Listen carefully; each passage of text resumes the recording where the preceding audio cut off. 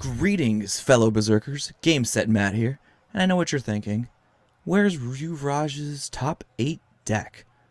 Well, he's playing his next big win, so I'm going to have a bit of fun here and present my top 16 deck for the Canadian DBS Fest. The DBS deck planet list will be in the description below, so if you want to skip my shrieking, shrilling, awful, shrieky voice, you can skip right to the link and have a peek at the deck list instead. But don't forget to keep the video running so we can get that extra like, that extra view. Like, subscribe, obey. With that being said, I can feel an evil power taking over me.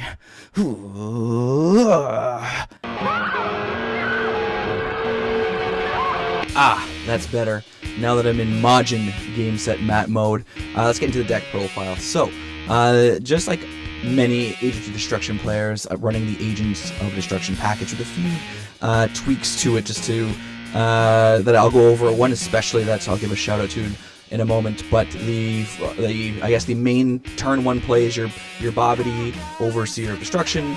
So this bad boy, he starts up for us. He allows us to have our reduction in cost for our agents, and which is very helpful, but it is very, very difficult to keep on board versus red and black, especially Xeno Gogeta.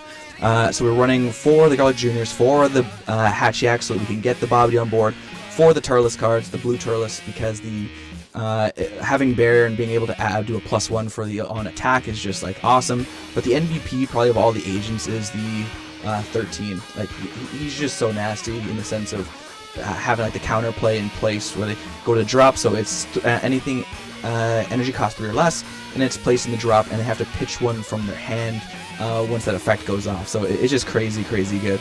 The Broly card, the Invincible Agent of Destruction, is probably the one that I had the least amount of play with, so I actually bumped him down to 3. And I did find myself kicking him out when utilizing the sideboard for the best of 1 format.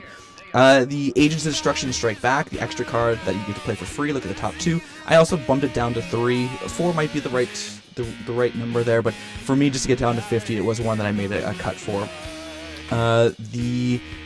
Also another part that I did like that I see a lot more people doing, like Agents of Destruction. So for example, like the Slug, he uses a super combo. I have him down to 2, and I would do that with a 2-2 split with the Time Patrol Son Goku. It's just nice to have like the ability to draw a card. That's just straight up. If he wasn't unique for Lord Slug, it'd probably be a no-brainer on a 4 of. But him having unique, I like having like the Time Patrol option to draw a card if we're going for game or something. It's just helpful to have an extra draw piece. Outside of the agents, that the newest cards to be added to like the package was this Janima card with Offering. It's just really good utility once your Majin Buu is awakened or your leader is awakened, and having him be a 2 cost from hand and playing him for free with Offering. It's funny to like get into the psyche of your opponent when you play that card, and they're wondering whether to crit me, because the first question they're going to ask you is how many cards in hand. If you have a buttload of cards already in hand, they're likely going to take the crit. But it's depending on the matchup, but it's really great to play for free. As the Team Berserk Sleepy player, I do have it a little bit less aggro, I think, than like other people have focused on. I do run 3 God Sealings in it to go along with the Majin Buu here. It's depending on the matchup, if it's going to go a little bit longer, it's great to have that for like a 3-drop on turn 3 with a double strike. You don't get the restand of the energy, but you still get to draw a card with him, plus the blocker and the -1 ability to bottom deck, which is awesome. And pair that with some God Sealing technique, you're usually in a pretty safe place. Tapping out for 3, I'll get that. Tapping out with this deck is scary sometimes. And what I should have done in this particular build is cut out Petrification. Petrification, awesome card, love it. It belongs in the sideboard. The sideboard card that I should have substituted for it is the new Support of the Dark Empire. That allows you to create the blocker counterattack by taking a life. That should have been there in place. And then I'm going to give a big shout out to Thomas Ballinger. He's the one that came up with he pointed me in this direction for this particular technique, but it's the Agent of Destruction, the Slug. So for 1 green, you can choose 1 Lord Slug's army from your hand with original energy cost of 3 or less, and play it. So, usually people are playing the Yellow Slug to stop any draws other than the leader. He is in the sideboard, because he's still just insanely great value. He's kind of a broken card. But the piece to like allow me to be a little bit extra on the aggro side of things is this guy here. So that one is the Lord Slug's Conqueror's Claim. He is Bond 2. When this card attacks, if your opponent has 7 or more cards, which they usually do, this card gets 6,000 power for the battle, and if you have 3 or more energy, this card gains dual attack. So you just have an additional 25,000 dual attacker on board for 1 energy, plus the Lord Slug coming on board for free, and them having to discard for his on play. So that's probably the most sneaky play of the bunch that a lot of folks didn't see coming, and that won me a few games. So that was definitely that combo was an MVP for the deck.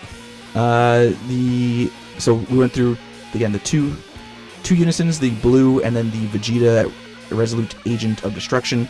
We only have 1 in the main, but I found myself putting in the second one from the sideboard so often.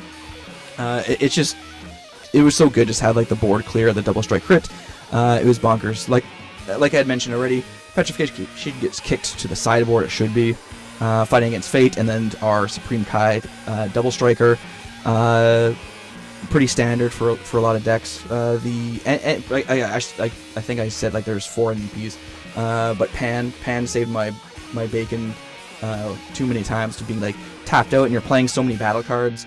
Playing her for free to buy an extra turn or steal like one of their cards or their battle cards was just invaluable. It won me the match against the Yellow Sin matchup. My 6 matchups of the day were Red Starter Vegeta, Xeno Gogeta. Big shout out to Oprah Winfrey, our first battle, hopefully of many. Awesome human being.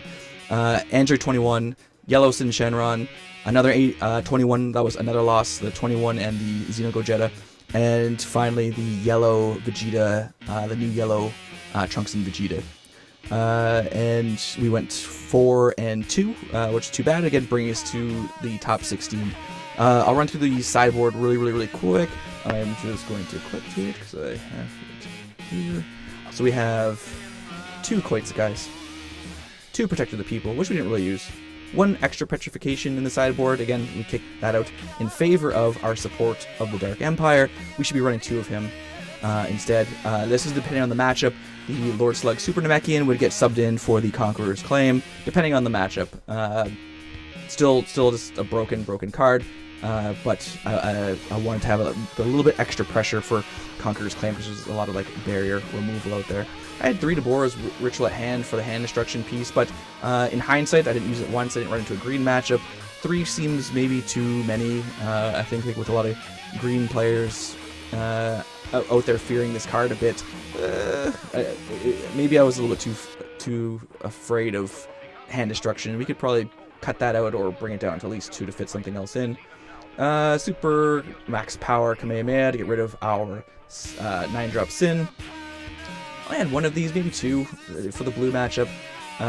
He replaces himself to draw a card, and then your opponent switches energy to active mode using a counter skill, place it to 1 of your opponent's life, and 1 card in your opponent's energy in the drop area. So a blue-silver bullet, big surprise. And like I said, this was our Vegeta Resolute Agent of Destruction, just an additional unison. Again, I found myself kicking out one of the Broly 3-drops to put him in. Again, another a 5th, 6th, 7th MVP of the deck. But yeah, that is the secret spice, everyone. Thank you for checking out the deck profile. Don't be shy to subscribe for more Team Berserk content. There's something I should be saying after that, but I forget. Anyway, everyone, have a very super day.